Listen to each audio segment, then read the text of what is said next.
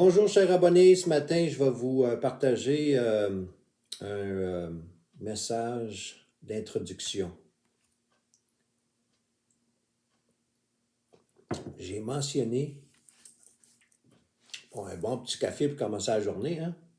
C'est la vie.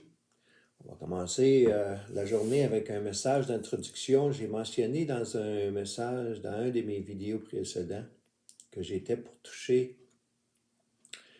pour approfondir et partager dans le livre de Daniel et dans ce qu'on appelle la section de la Bible qui s'appelle Apocalypse. Et il y a une raison pour laquelle je vais partager ça avec vous.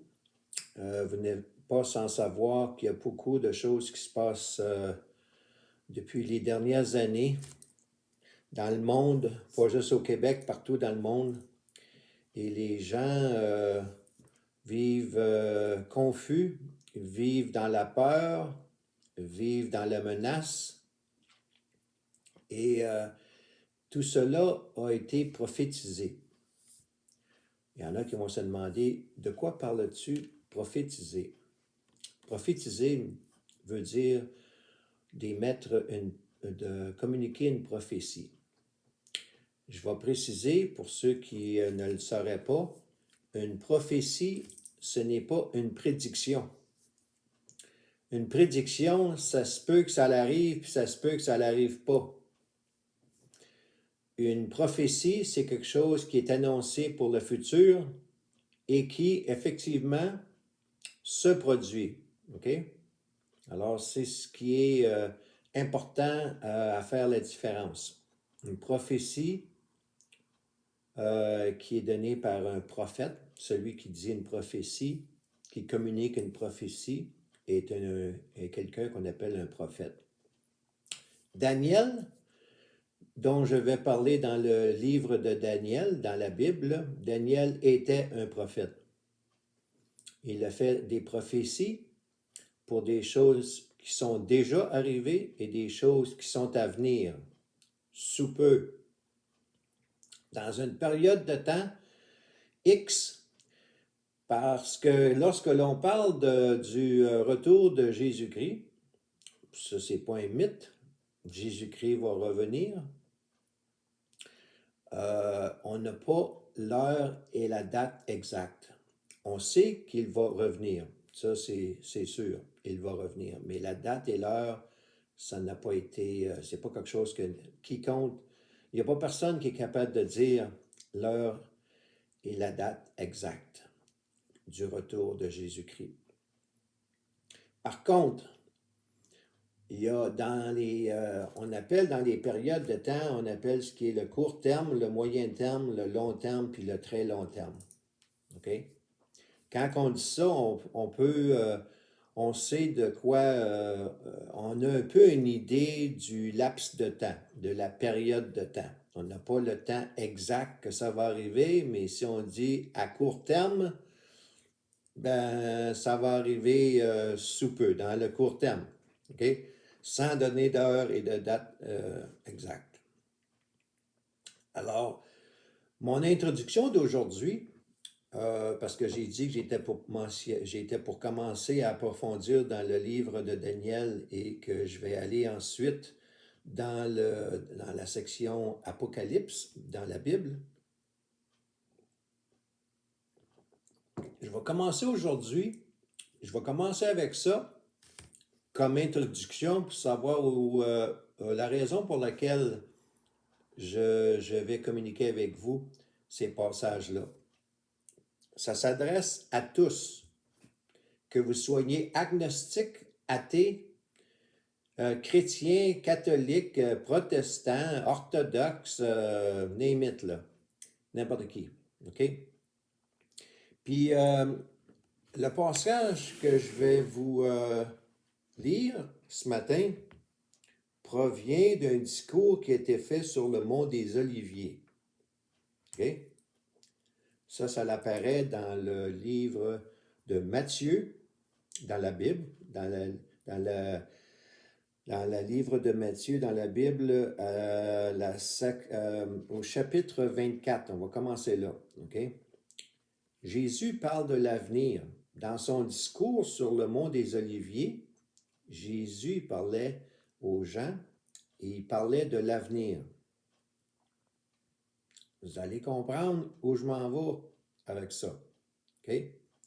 Alors, je vais simplement lire ce qui est écrit textuellement dans la Bible, puis je vais clore avec le message approprié. OK? Donc, Matthieu, chapitre 24, je vais commencer au paragraphe 3. Pas au paragraphe 3, mais verset 3. OK? Il s'assit sur le mont des Oliviers. Il, c'est Jésus. Les disciples vinrent en privé lui poser cette question. Dis-nous, quand cela arrivera-t-il et quel sera le signe de ton retour et de la fin du monde? Jésus leur répondit, faites bien attention que personne ne vous égare. En effet, beaucoup viendront sous mon nom et diront, c'est moi qui suis le Messie. Ça vaut à peine que je répète là. Vous allez comprendre où je m'en vais avec ça. Jésus leur répondit, faites bien attention que personne ne vous égare. En effet, beaucoup viendront sous mon nom et diront, c'est moi qui suis le Messie. Et ils tromperont beaucoup de gens. Vous entendrez parler de guerre et de menaces de guerre. Ne vous laissez pas effrayer, car il faut que toutes ces choses arrivent. Cependant, ce ne sera pas encore la fin. Une nation se dressera contre une nation, et un royaume contre un royaume, et il aura en divers endroits des famines, des pestes et des tremblements de terre. COVID, peste, petite parenthèse. Je poursuis. Tout cela sera le commencement des douleurs. Alors on vous livrera à la persécution et l'on vous fera mourir. Vous serez détestés de toutes les nations à cause de mon nom. Là, je parle des chrétiens, là. Les chrétiens sont persécutés. Pas rien de nouveau là, là. Ils le sont encore d'ailleurs. Beaucoup trébucheront alors et ils se trahiront, se détesteront les uns les autres. Beaucoup de prétendus prophètes. Je vais répéter là, beaucoup de prétendus prophètes surgiront et ils tromperont beaucoup de gens. Je n'ai pas besoin de nommer de nom, vous savez de qui je parle. À cause de la progression du mal, l'amour du plus grand nombre se refroidira, mais celui qui persévérera jusqu'à la fin sera sauvé. Ça vaut à peine que je prenne une gorgée, là. Il est de bonne heure, tu sais. J'ai de la misère avec mes mots matin. En passant, c'est marqué « Abonnez-vous ». Si ce n'est pas déjà fait, je vous invite à vous abonner. OK? On va approfondir, on va parler des choses actuelles, des choses passées, des choses actuelles et des choses à venir. Puis qu'est-ce que je vous parle, qu'est-ce que je vous lis dans la Bible, là? Vous allez voir le lien avec ce qu'on vit présentement et au cours des dernières années et au cours des mois et des années à venir. Alors, je poursuis. Cette bonne nouvelle du royaume sera proclamée dans le monde entier pour servir de témoignage à toutes les nations. Alors viendra la fin. C'est pourquoi, lorsque vous verrez l'abominable dévastation dont a parlé le prophète Daniel, établi dans le lieu saint, que celui qui lit fasse attention.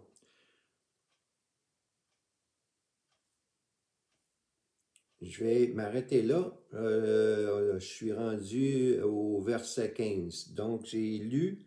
Je vous invite d'ailleurs, si ce n'est pas déjà fait, à vous procurer une Bible. Achetez-en une, empruntez-en une, louez-en une, dépoussiérez celle que vous avez, sortez-les à des tablettes et commencez à lire. Vous ne le regretterez pas. Matthieu, chapitre 24, verset 3 à 15 inclusivement que je viens de lire. Vous avez compris, entendu que Jésus a parlé du prophète Daniel. C'est mon message d'introduction à Daniel. Jésus parlait de l'avenir, de ce qu'on avait, de ce qu'on pouvait prévoir, de ce que l'on allait vivre. Dans son temps, là, il disait ce qui nous arrive présentement au cours des dernières années, des derniers mois. Puis ça, c'est quelque chose que le prophète Daniel avait mentionné également. Alors, je vais terminer en vous disant que la raison pour laquelle je désire partager ce qui est dans le livre de Daniel et d'Apocalypse, c'est d'amener les gens à comprendre ce qui se passe présentement, que tout ça avait été prévu, tout ça avait été prédit, mais prédit, pas une prédiction, prophétisé. Le mot c'est mieux de dire prophétiser qu'une prédiction. Une prédiction, il y a des chances que ça arrive, des chances que ça n'arrive pas, mais une prophétie, toutes les prophéties ont été accomplies. Il y en a encore qui restent à être accomplis.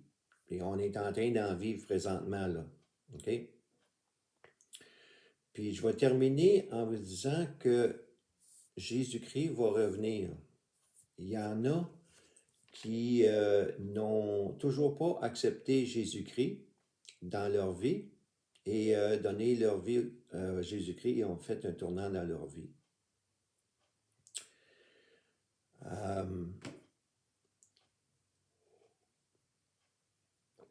Non, il approche. OK, j'ai encore un petit peu de temps. Excusez-moi, j'ouvre une parenthèse. J'ai été une couple de jours sans faire de vidéo parce que présentement, il y a des rénovations qu'on est en train de faire dans la maison.